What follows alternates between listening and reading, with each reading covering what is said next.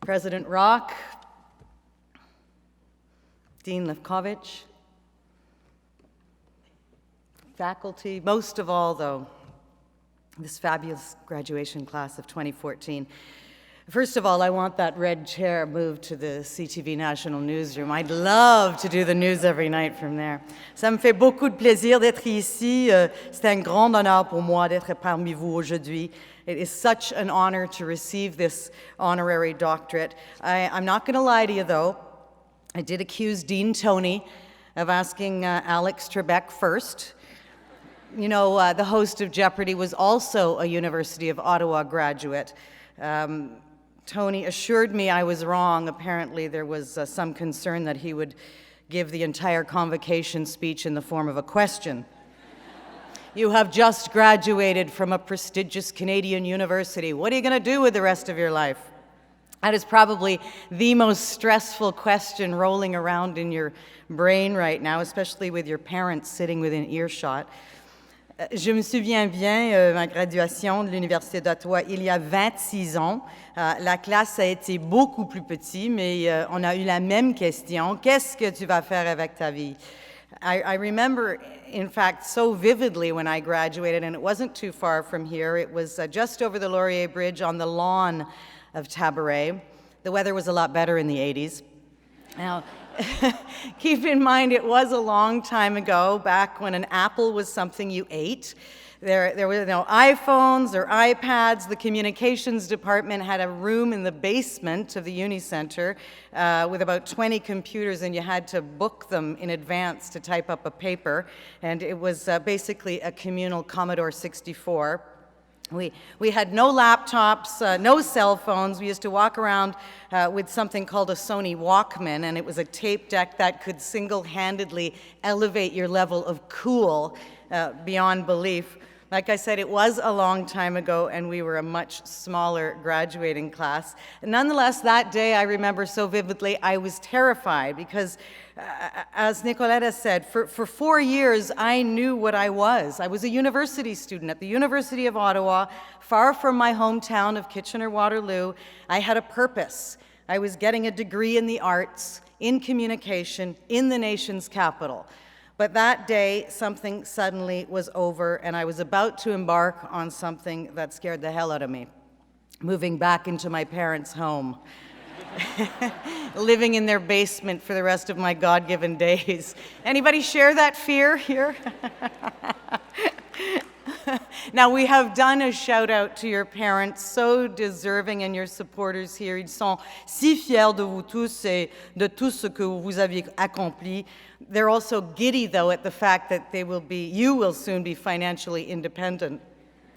I've thought a lot about what I wanted to talk to you today about on such a significant day, such a significant year, the 125th anniversary of the Faculty of Arts.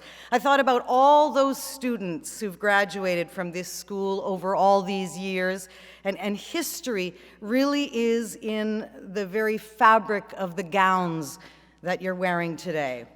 I can only assume they have been dry cleaned in that time. Vous ne le réalisez peut-être pas tout à fait, mais l'histoire fait partie intégrale de cette institution, de la place qu'elle prend au sein de notre pays et une réflexion de la réalité canadienne. Elle célèbre nos cultures anglophones et francophones, nos traditions et notre courage. I decided I wanted to talk to you about courage today because for me it is so top of mind. I saw it so clearly this week. I was in Moncton, New Brunswick, covering the tragic funeral of the 3 Canadian Mounties. Are there any graduates here from New Brunswick? Got a couple of, oh, there they are. Well, I have to say, you should be so proud of your hometown. You welcomed this entire country into their private grief, doors and hearts as wide open as the wound that tragedy has left behind. And the courage that I saw, though, wasn't just in the lives of those 3 brave Mounties who'd taken the oath to serve and protect so that we wouldn't have to. It was in the strangers I met on the streets, and it reminded me that a person isn't born with courage. They develop it by doing small, courageous things. things that cost you some mental exertion. Today, you are all courageous. It takes willpower, guts, and discipline to do the work required to end up with a university degree in your hand. And I know that these last few years you've consumed more than your body weight in caffeine. You've made the grade and you're sitting here with a degree in your hand ready to go out in the world. I also know that that sounds intimidating, but you can't give in to the fear. You have to harness that nervous energy and let it drive you, because you are about to take on a new adventure into the unknown. I say unknown because from here on in, the things that come your way, the people, the experiences, all of this will shape and reshape your point of view. I can't tell you how many times my point of view has changed through the adventures and a few misadventures that I've experienced, but all of that has taught me something, even if the lesson is how little I know and how much more there is to learn. It's only when you finish up this formal education that the real work begins. Learning no longer becomes just for the sake of knowing so that you can ace an exam. Now it's about knowing so that you can make a difference as a citizen of this world. And it's no secret in the world of 24-hour news, online and on TV, that the world is in a bit of a mess right now. I actually always find it strange that I start every broadcast with good evening and then spend the next 30 minutes telling you why it wasn't. I have had a front row seat to a lot of that mess: wars in Iraq, Afghanistan, Arab Spring, earthquakes, tsunamis, and this week, Moncton. It has been a long list of human suffering and an overwhelming example, time and again, of human strength. People always say, especially to me, they're always my family, you get so emotional, don't get upset, don't take it personally. But I am looking at all of you, and I'm looking at what's happening in the world, and I am begging you to take it personally. There's no us and them, there's only us. We're all in this together. And I look across this theater today, and without a doubt, this is one of the most beautiful things that I have seen in such a long time. A room full of marvelous minds, eager and armed with an education that can help you make a difference and help you find success. Mais le secret de succès, c'est bien plus que l'éducation. Success is not defined by education alone. There are a few intangible tools that you have to awaken and cultivate to make that happen. First of all, your gut instinct about what's right and wrong, your intuition about people, loyalty, and the one I think is most important is compassion and empathy, not just for your family, your relationship, or your colleagues and friends, but for the world. These tools, especially empathy, fold into making you more than just an observer.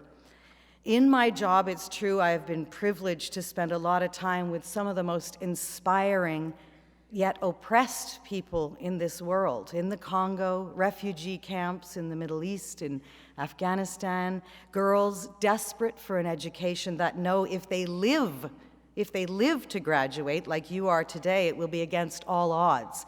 Think of those schoolgirls in Nigeria. The threat of kidnapping always hung over those schools. But that risk was worth it for every one of them because they believe they can make a difference. Now, I'm sure Tony is thinking right now, oh, this speech is such a downer. Alex Trebek would have been so funny. But I actually am telling you this for a very, very important reason. I want you to understand and to grasp how fortunate you are to be here today in this country and at this school with 125 years of history that has your backs. That is saying something that so much of the world cannot say. And you know, though, the hidden attachment to your degree is the wonderful burden of choice. Having an interesting life, I definitely think, is the option that I would recommend, but it's not easy, and it brings me to the next secret, which of course is passion. I want to give you some advice today that somebody once gave me. Find a job you love. Don't stop until you do, and go at it with complete passion and enthusiasm. That right there is one of the best pieces of advice I ever received. Now, right now you may want to be an investment banker because you're good at it and the money's pretty good. But you actually may have a passion for writing or art or politics. Now, too many people figure out too late in life that they took the wrong road professionally because they followed a paycheck and not their passion. And believe me, when they do figure it out, it's usually called a midlife crisis, and that will cost you. The bottom line is you have to love what you do in this life. You have to have a passion for it. You have to believe in it. You have to ask yourself, why am I doing this? And listen to your own voice. Listen to yourself. When I was at the University of Ottawa, volunteering at CFUO Radio, writing for the Fulcrum, I even worked here actually part-time. I worked as an overnight switchboard operator at Thompson Residence. Boy, that was an education. That's a whole different speech, though. But I dreamed of the job that I have today. I did. But it's been a long time coming, and nothing comes easy. I'm not saying that even if you do love your job, there aren't times when you get frustrated, disillusioned, angry, or scared, but that's passion too. And I have questioned my career choices plenty of times. There is really no perfect picture. Instead, there are trade-offs, and every single one of us decides whether those trade-offs are worth it. Quand on est vraiment soi-même, tout est possible. C'est très, très important. When you are true to yourself, things fall into their rightful place. I've always believed that motivation trumps talent, and character almost always trumps genius. Unless, of course, you're a neurosurgeon, then genius is very important. So much has been written about motivation and truth from Shakespeare right on down, so you'll forgive me if I quote a journalist. The late Edward R. Murrow offered up some valuable advice that you should know. To be persuasive, he said, you must be believable. To be believable, you must be credible. And at the core, to be credible, you must be truthful. So if your choice is banking or teaching or trapeze flying, you have to be true to yourself and use your tools. Honesty, loyalty, passion, because the consequences of ignoring them will eventually catch up with you. I am convinced that the key to a successful life, or even more important than successful, is a rewarding life, is to pour yourself into causes that are greater than yourself, whether that cause is halfway around the world or the soup kitchen down the street.